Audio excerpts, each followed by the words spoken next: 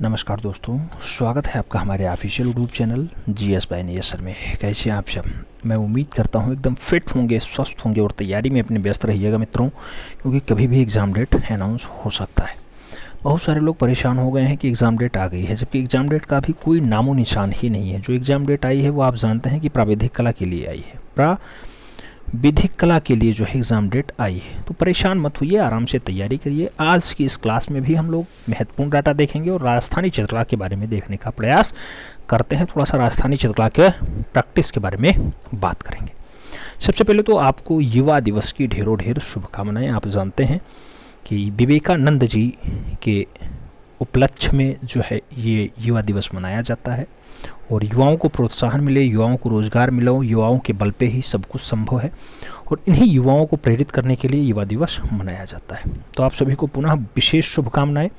आइए क्लास की तरफ बढ़ते हैं। इस क्लास में हम लोग राजस्थानी चित्रकला के बारे में देखेंगे। राजस्थानी चित्रकला वही है जो लगभग 1550 से लेकर के और 1900 के आसपास तक का डाटा कवर करती है। ये आपकी है राजस्थानी चित्रकला। तो इसमें हम लोग 1550 से लेकर के 1900 के आसपास तक का डाटा देखने का प्रयास करेंगे।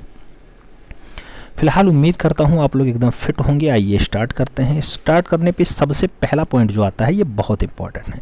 राजपूत शैली किसका सम्मिलित नाम होता है? ये बहुत बार पूछा जाता है। तो राजपूत शैली जो सम्मिलित नाम होता है वो राजस्थानी शैली मिलती है और पहाड़ी शैली मिलती है तो राजपूत शैली का नाम आता है। देखते होंगे आपकी परीक्षाओं में कई बार ये क्वेश्चन बन चुका है, तो इसे सीरियसली लेने की आपको ज़रूरत है। अगला पॉइंट कह रहा है राजपूत शैली के चित्रों को इस नाम से भी जानते हैं। जो राजपूत काल के चित्र बनाए उन्हें हम लोग राजस्थानी और कई जगह जो है हिंदू शैली देखते हैं। तो राजस्थानी और हिंदू शैली के नाम से राजपूत शैली के चित्रों को हम लोग देखते हैं, जानते हैं, इस नाम से भी पुकारा जाता है। अगला पॉइंट क्या बन सकता है? कहा जा रहा है राजपूत चित्रकला की खोज किसने की? तो याद रखिएगा जो राजपूत चित्रकला है इसको खोजने का काम आनंद कोटिश कुमार स्वामी का रहा है। और ये आप जानते होंगे कि अपना पड़ोसी देश होता है वहाँ पे इनका जन्म होता है। थोड़ा सा खास नाम होते हैं और ये एक अच्छे कला समीक्षक के रूप में यहाँ उभर करके आते हैं। अगला पॉइंट आ रहा है 1916 के बारे में। ये आनंद कोटिश कुमार स्वामी की पुस्तक के बारे में कह रहा है। 1916 में डॉक्टर आनंद कोटिश कुमार स्वामी ने अपनी पुस्तक राजपूत पेंटिंग में उत्तर भारत से प्राप्त दो चित्रों को कितने भागों में बांटा? तो जो उत्तर भारत से प्राप्त हुए चित्र इसको दो भागों में बांटा। एक तो कहा मुगल शैली के हैं, दूसरा राजपूत शैली के हैं। राजपूत मतलब हिंदू शैली, आप जानते हैं राजस्थानी और पहाड़ी शैली का मिश्रण जो है राजपूत शैली कहलाता है। और मुगलिया शैली तो आप जानते हैं मुगल काल के सभी जो चितहरे होते हैं उनके साथ जो रचनाएं होती हैं वो आपकी मुगलिया शैली के अंतर्गत आ जाती हैं। तो 1916 का ये डाटा बहुत पूछा जाता है। किस सन में राजपूत पेंटिंग? तो राजपूत पेंटिंग की जो पुस्तक लिखी जाती है वो 1916 में लिखी जाती है। किसने लिखी? आनंद कोटिश कुमार स्वामी ने लिखी है। जो सन पूछा जाता है उस पर खास करके आपको जो है ध्यान आकर्षित कराने की जो है हमारी खास योजना रहती है कि इस पर आपका अगर ध्यान आकर्षित हो जाए तो निश्चित रूप से आप काम कर सकते हैं, 148 फतह कर सकते हैं। अगला पॉइंट कह रहा है डॉक्टर आनंद कोटिश कुमार स्वामी ने राजपूत शैली के अंतर्गत किन चित्रों को रखा है? कौन से चित्रों को रखा? तो याद रखिएगा आनंद कोटिश कुमार स्वामी ने राजपूत शैली में पहाड़ी और राजस्थानी शैलियों को ही रखा है। पहाड़ी शैली और राजस्थानी शैली के जो चित्र प्राप्त होते हैं उनको रखने का प्रयास किया है। अगला पॉइंट राजपूत पेंटिंग किसकी पुस्तक है? अभी जस्ट आपने देखा है कि आनंद कोटिश कुमार स्वामी की पुस्तक हमने बताया कि 1916 में इसे लिखा जाता है, 1916 में इसे प्रकाशित किया जाता है और इसी में बताया जाता है कि दो टाइप के चित्र प्राप्त होते हैं उत्तर भारत में, एक तो मुगलिया शैली, दूसरा राजपूत शैली। अगला पॉइंट जो आ रहा है वो कह रहा है कि राजस्थानी राजपूत लघु चित्रकला। राजस्थानी राजपूत लघु चित्रकला के प्रारंभिक चित्रों के उदाहरण कहाँ से प्राप्त होते हैं? तो राजस्थानी राजपूत लघु चित्रकला का जो उदाहरण प्राप्त होता है ये प्रारंभिक काल का, ये उदयपुर से प्राप्त होता है। उदयपुर से प्राप्त होता है, याद रखिएगा उदयपुर वाला बेल्ट, ठीक है। पिछोरा झील जहाँ स्थित है वो है उदयपुर आपका।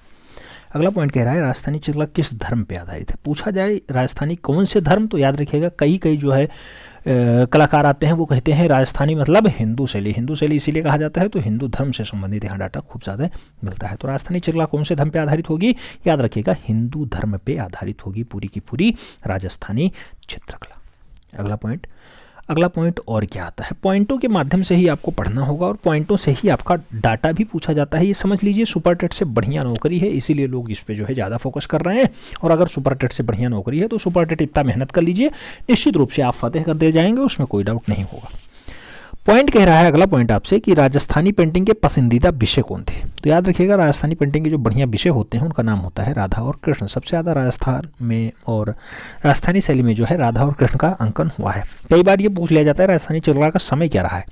तो 1550 से 1900 के आसपास का जो डाटा होता है ये आपका राजस्थानी चित्रकला के अंतर्गत आता है, इसलिए याद रखिएगा। अगला पॉइंट कह रहा है किस प्रदेश की चित्रित हवेलियां विख्यात हैं। तो ये चित्रित हवेलियां कौन से प्रदेश की हैं, वो राजस्थान की हैं। राजस्थान की चित्रित हवेलियां ज़्यादा फेमस हैं, ज़्यादा विख्यात हैं।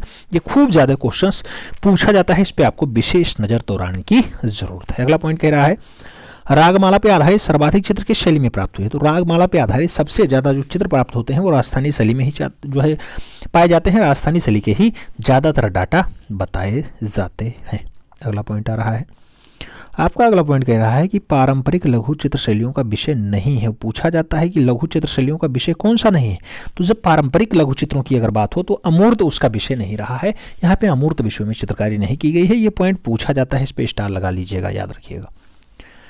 अगला पॉइंट और क्या कह रहा है, अगला पॉइंट आपका कह रहा है अलग अलग राजस्थानी चित्रों की पहचान का उत्तम साधन क्या होता है। तो अलग अलग अगर राजस्थानी शैलियों के चित्रों को आपको पहचानना है तो वहाँ की आंखों पे आप विशेष नज़र रखिएगा।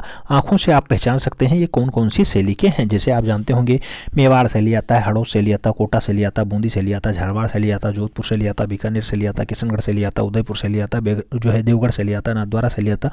ये बहुत सारी शैलियाँ आती हैं।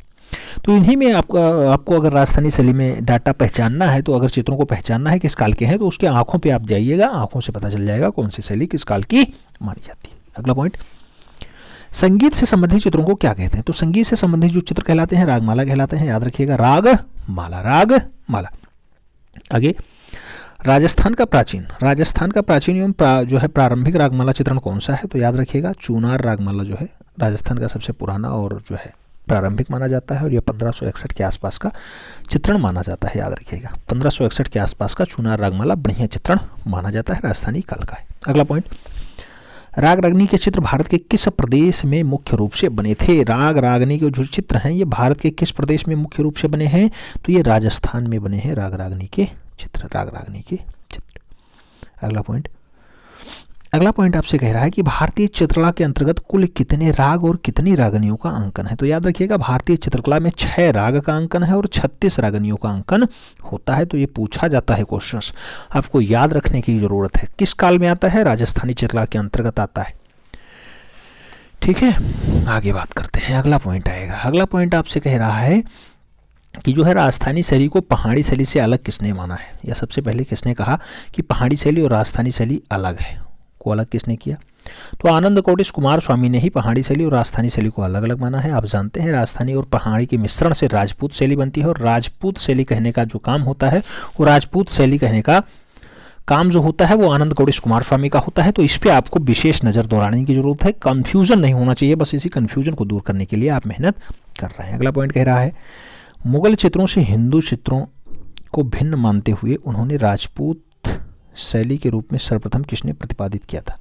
तो मुगल चित्रों से हिंदू चित्रों को अलग करने का काम, या भिन्न मानने का काम, या इसे जो है डिफाइन करने का काम, और राजपूत शैली के रूप में उसे जो है प्रतिपादित करने का काम, कुल मिला के राजपूत शैली के रूप में जोड़ने का काम जो है रहा है किसका रहा, आनंद कोटिश कुमार स्वामी का रहा है।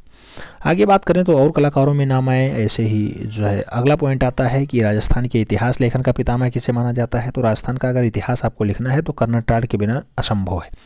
ब्रिटिश ईस्ट इंडिया कंपनी का एक अधिकारी होता है कर्नल टाड, उसने जो है राजस्थान के इतिहास को बखूबी लिखा है, बहुत अच्छे से लिखा है। तो कर्नल टाड का नाम अच्छे अक्षरों में लिखा आपको मिलेगा। अगला पॉइंट सर्वप्रथम राजस्थान शब्द का प्रयोग किसने किया। तो कर्नल टाड ही करेंगे, क्योंकि उन्होंने सबसे पहले राजस्थान का इतिहास लिखा, तो उन्हीं को जो है पहला शब्द भी माना जाएगा कि राजस्थान शब्द का प्रयोग भी उन्होंने किया। अगला पॉइंट 1832 ईस्वी में annuls and activities of Rajasthan, ये याद रखिएगा, central and western Rajput centres of India, ये दोनों पुस्तकें हैं, किसने लिखी है। तो ये पूछा जाए annuls and activities of Rajasthan, तब लगाइएगा कर्नल जेम्स टाड, या फिर अगला पुस्तक पूछा जाए central and western Rajput status of India, तब भी आपको कर्नल जेम्स टाड को ही आंसर चुनना होगा। बढ़िया नाम, अच्छा नाम और फेमस नाम माना जाता है। अगला पॉइंट अपभ्रंश शैली का पारिस्कृतिक तथा पारिमार्जिक रूप क्या होता है। अपभ्रंश शैली का पारिस्कृतिक और पारिमार्जिक रूप क्या है। तो याद रखिएगा राजस्थानी शैली इसका पारिस्कृतिक और पारिमार्जिक रूप माना जाता है। अपभ्रंश शैली का बढ़िया वाला रूप राजस्थानी शैली के अंतर्गत आ जाता है। अगला पॉइंट राजपूत शैली, राजपूत शैली के समकालीन कौन सी शैली रही है। तो राजपूत शैली के जो समकालीन होगी उसे मुगल शैली कहा जाएगा। इसीलिए जो है आप जानते हैं डॉक्टर आनंद कोटिश कुमार स्वामी इसे जो है इस रूप में देखते हैं कि एक मुगलिया शैली है, दूसरा राजपूत शैली है, ये उत्तर भारत में दोनों साथ साथ फैली हैं। इसीलिए राजपूत पेंटिंग में इन्होंने 1916 में जब किताब लिखी उसमें इसका जिक्र किया है। अगला पॉइंट राजस्थानी शैली मुख्यतः थी किस पे थी? लघु चित्र शैली यानी मिनिएचर पेंटिंग के आधार पे जो है राजस्थानी शैली मुख्य रूप से फेमस होती है। अगला पॉइंट क्या कह रहा है? अगला पॉइंट कह रहा है लघु चित्रों की सर्वप्रमुख विशेषता क्या है? लघु चित्रों की मुख्य विशेषता आपको क्या लग रहा है? तो याद रखिएगा अलंकारिकता है और कल्पना जो है कल्पनातीकता है या फिर कल्पनाकता है। अलंकारिकता और कल्पनानेकता भी जो है राजस्थानी शैली की प्रमुख विशेषताओं में से एक रहा है जो लघु चित्रों को डिनोट करती है। लघु चित्रण खूब ज़्यादा जहाँ हुए हैं वो है राजस्थानी चित्रकला और उसमें अलंकारिकता बहुत बढ़िया से और उसके साथ साथ कल्पनातीत को भी दर्शाने का प्रयास किया गया है। अगला पॉइंट कह रहा है राजस्थानी शैली का आरंभ हुआ था। राजस्थानी शैली का जो आरंभ होता है एक चश्मचेहरे से होता है। एक चश्मचेहरे की विशेषता यहाँ पे खूब बढ़िया से दिखाई देती है। राजस्थानी तथा पहाड़ी शैली चित्रों में मुख्य वर्ग से संबंधित रहा है। तो राजस्थानी और पहाड़ी शैलाकृतियाँ किस मुख्य वर्ग से संबंधित है? राजपूत से संबंधित है, इसीलिए इसका नाम राजपूत शैली भी होता है। और राजपूत शैली मतलब होता है, आप जानते हैं कौन सी शैली? राजस्थानी प्लस पहाड़ी। ठीक है। अगला पॉइंट जो आता है वो कह रहा है आपका बोस्टन संग्रहालय में सुरक्षित। बोस्टन संग्रहालय में सुरक्षित राजस्थानी कला के आरंभिक चित्र जो है बोस्टन प्रिमिटिज्म की विषय वस्तु आपको बताना है। बोस्टन संग्रहालय में सुरक्षित है राजस्थानी कला, उसका जो है विषय वस्तु क्या है? तो रागमाला है। रागमाला उसका प्रिय विषय वस्तु माना जाता है, याद रखिएगा। अगला पॉइंट कह रहा है राजस्थानी कला में प्रकृति चित्रण किस प्रकार का हुआ है? राजस्थानी चित्रकला में प्रकृति चित्रण कैसा है? तो अलंकारिक इसका जो है रचना माना जाता है। अलंकारिक चित्रण खूब ज़्यादा हुआ है राजस्थानी चित्रकला में। जो प्रकृति चित्रण हुआ है उसमें अलंकारिकता खूब कूट के भरी है, खूब अच्छे से दर्शाई गई। अगला पॉइंट आपका कह रहा है राजस्थानी चित्रों में किस पशु का अंकन सर्वाधिक हुआ है? सबसे ज़्यादा राजस्थानी काल में किसका अंकन? तो आप जानते हैं जब यहाँ पे कृष्ण और कृष्ण के साथ साथ राधा का चित्रण ज़्यादा हुआ है, तो यहाँ पे कृष्ण राधा के साथ आप जानते होंगे गाय एक प्रिय वस्तु मानी जाती है। भगवान श्री कृष्ण के साथ हरदम गाय का साक्ष्य मिलता है, तो गाय ही सबसे बढ़िया यहाँ पे माना जाएगा। गाय का जो है अंकन सबसे ज़्यादा हुआ है। अगला पॉइंट कह रहा है मांडू। मांडू मध्य प्रदेश में है। कौन सी पांडुलिपि चित्रित की गई थी? तो मांडू में कौन सी? निमातनामा का जो चित्रांकन है वो मांडू में हुआ है। मांडू मध्य प्रदेश में स्थित है। ये भी क्वेश्चन से एक बार बन चुका है। मांडू कहाँ स्थित है? मध्य प्रदेश लगाइएगा। निमातनामा का चित्रण मूल रूप से कौन सी पांडुलिपि चित्रित की गई? निमातनामा। अगला पॉइंट जो आ रहा है कह रहा है मालवा में चोर पंचायत का चित्रण किसके संरक्षण में माना जाता है? मालवा का जो चोर पंचायत है इसका चित्रण किसके संरक्षण में? बाज बहादुर यहाँ संरक्षण देते हैं जब चोर पंचायत का चित्रण मालवा वाले बेल्ट में होता है। आगे बात करते हैं। अगला पॉइंट आता है राजस्थानी पुस्तक चित्र किस विषय में सर्वाधिक चित्रित हैं? तो याद रखिएगा राजस्थानी की जो पुस्तकें हैं वो रागमाला पे ज़्यादातर चित्रित हैं, उसका विषय रागमाला ही रहा है। अगला पॉइंट आपका कह रहा है कि रसिक प्रिया का सर्वप्रथम चित्रण किस स्थान पे हुआ है? रसिक प्रिया का जो बढ़िया वाला चित्रण है वो बुंदेलखंड उत्तर प्रदेश वाले बेल्ट में हुआ है। बढ़िया से उत्तर प्रदेश और मध्य प्रदेश का जो है सटा हुआ बेल्ट होता है ये बुंदेलखंड, तो उसमें रसिक प्रिया का सबसे बढ़िया चित्रण माना जाता है। आगे बात करते हैं और पॉइंटें क्या क्या आती हैं। तो उसमें कहा जाता है राजस्थानी शैली के व्यक्ति चित्रों में किस प्रकार की दृष्टि मुख्य रूप से अपनाई जाती है? जब आप राजस्थानी शैली के व्यक्ति चित्रों की बात होगी तो उसमें जो दृष्टि अपनाई जाएगी वो भावात्मक आएगी, उसके साथ साथ काव्यात्मक भी आ जाती है। तो कभी कभी भावात्मक कभी कभी काव्यात्मक रूप का जो है आपका समन्वय दिखाई देता है आपके राजस्थानी शैली के व्यक्ति चित्रों में, यानी सभी में। अगला पॉइंट आपका कह रहा है राजस्थान से प्राप्त एक चित्र की नायिका कुएं से पानी भर करके एक पुरुष को पिला रही है। वह पुरुष कौन सा था? याद रखिएगा वह पुरुष जो है सिपाही और महिला पानी पिला रही है। दृश्य कहाँ दर्शाया गया है? याद रखिएगा राजस्थानी चित्रकला का बढ़िया नमूना माना जाता है। अगला पॉइंट राजस्थानी शैली में कृष्ण की किन लीलाओं का वर्णन अधिक हुआ है? तो कृष्ण की रास लीलाओं को बढ़िया से दर्शाने का प्रयास जो है वो कहाँ किया गया? राजस्थानी शैली में बढ़िया से किया गया है। रास लीलाओं का अंकन, रास लीलाओं को दर्शाने का प्रयास बढ़िया से हुआ है। अगला पॉइंट कह रहा है राजस्थानी लघु चित्रों में नायक नायिका को किस रूप में दर्शाया गया? राजस्थानी लघु चित्रों में नायक नायिका को राधा कृष्ण के रूप में दर्शाया गया। राधा कृष्ण के रूप में दर्शाया जाता है। अगला पॉइंट आता है नायिका के कितने भेद हैं? नायिका के कितने भेद हैं आपको बताना है। वात्स्यायनकृत कामसूत्र के आधार पर नायिका के 3 भेद माने जाते हैं। 3 भेद कौन कौन से हैं? एक तो नायिका स्वकीय होती है, दूसरा परिक्रिया होती है और तीसरा सामान्य होती है। तो सामान्य, स्वकीय और परिक्रिया ये तीनों टाइप की महिलाएं होती हैं जिन्हें नायिका का रूप दिया गया है। और नायिका कितने? तो कामसूत्र में 3 प्रकार की नायिकाओं का उल्लेख किया जाता है वात्स्यायन के द्वारा। आगे बात करते हैं। अगला पॉइंट क्या आता है? अगला पॉइंट आपका आता है जो है इन तीनों नायिकाओं में श्रेष्ठ नायिका कौन सी है? आपको बताना है। तीनों नायिकाएं हैं, उन तीनों नायिकाओं में सबसे बढ़िया वाली नायिका कौन सी है? जैसे आप जानते हैं स्वकीय, प्रक्रिया और सामान्य में, तो सबसे बढ़िया वाली स्वकीय होती है। पहले नंबर पे स्वकीय का उल्लेख कामसूत्र में वात्स्यायन ने अच्छे से किया है। अगला पॉइंट राजस्थानी चित्रकला की अवधि तो वह हमने स्टार्टिंग में ही बताया था 1550 से 1900 ईस्वी के आसपास का मध्य जो है डाटा होता है वो राजस्थानी चित्रकला के अंतर्गत आता है। आगे और कौन सा पॉइंट आता है? आगे आपका जो पॉइंट आता है उसमें कहा गया राजस्थानी चित्रकला का आरंभिक स्वरूप किस शैली के जो है शैली से प्रभावित था। तो राजस्थानी चित्रकला का जो आरंभिक स्वरूप होगा वो स्वरूप कैसा होगा? अपभ्रंश शैली जैसा होगा, अपभ्रंश शैली जैसा दिखाई दे रहा होगा। अगला राजस्थानी चित्रण विधि थी। राजस्थानी की जो चित्रण विधि होती है उसे टेम्परा माध्यम में देखा जाता है। टेम्परा माध्यम इसकी चित्रण विधि रही है। राजस्थानी की चित्रण विधि क्या? Tempera tempera tempera. फड़ का संबंध किससे है? राजस्थानी लोक कला से संबंधित है। फड़ का संबंध याद रखिएगा, राजस्थानी की लोक कला से संबंध रखता है फड़। अगला पॉइंट और क्या आएगा? अगला पॉइंट आता है फड़ चित्रों के लिए राजस्थान का प्रसिद्ध स्थल कौन सा है? जहां पे फड़ का ज्यादा संबंध हो, राजस्थानी लोक कला कहाँ ज्यादा बनाई गई है? तो भीलवाड़ा वाले स्थान पे फड़ का चित्रण खूब ज्यादा दिखाई देता है, भीलवाड़ा में। ठीक है, आगे बात करते हैं। आगे अगला पॉइंट आता है अंतर्राष्ट्रीय फड़ चित्रकार। कहा जा रहा है अंतर्राष्ट्रीय फड़ चित्रकार और भीलवाड़ा के गौरव पद्मश्री पुरस्कार से सम्मानित 90 वर्षीय श्रीलाल जोशी जी का निधन कब और कहाँ हो गया? तो 2 मार्च 2018 को भीलवाड़ा में ही इनका जो है निधन हो जाता है। और भीलवाड़ा का ही जो है फड़ सबसे ज़्यादा फेमस होता है। फड़ यानी लोक कला पे आधारित है, राजस्थानी लोक कला से संबंधित है, वो है आपका फड़। आगे बात करते हैं अगला पॉइंट और क्या आता है। अगला पॉइंट आता है राजस्थान का प्रतापगढ़ प्रसिद्ध होता है। तो राजस्थान का जो प्रतापगढ़ है याद रखिएगा मीनकारी के लिए ज़्यादा फेमस है। मीनकारी वहाँ की थोड़ा बढ़िया क्वालिटी की है, उच्च क्वालिटी की है। ठीक है, तो मीनकारी के लिए ज़्यादा फेमस है राजस्थान का प्रतापगढ़। हालांकि उत्तर प्रदेश में भी एक प्रतापगढ़ है, आप जानते हैं। कुंडा के राजा यहाँ के बहुत फेमस हैं और प्रतापगढ़ से ही उनका संबंध होता है। अगला पॉइंट कह रहा है राजस्थानी चित्रकला की कितनी मुख्य शैलियाँ थी तथा कितनी उपशैलियों में विभाजित किया गया। तो याद रखिएगा मुख्य शैली 4 रही है और 4 मुख्य शैलियों में उनकी उपशैलियाँ नाना प्रकार की हैं। जैसे आप देखें मेवाड़ शैली आती है, 4 उपशैलियों में मेवाड़ आती है, मारवाड़ आती है, हड़ौत आती है और ढूंढर आती है। तो मेवाड़ में आता है उदयपुर, उदयपुर के साथ देवगढ़, देवगढ़ के साथ नाथद्वारा। मारवाड़ में आता है आपका जोधपुर, बीकानेर, किशनगढ़, आजमेर और नागौर, ये आता है मारवाड़ के अंतर्गत। हड़ौत में क्या आता है? हड़ौत शैली जो होती है ये हड़ौत शैली कोटा, बूंदी और झाड़वाड़ के लिए होती है। जबकि ढूंढार शैली में क्या आता है?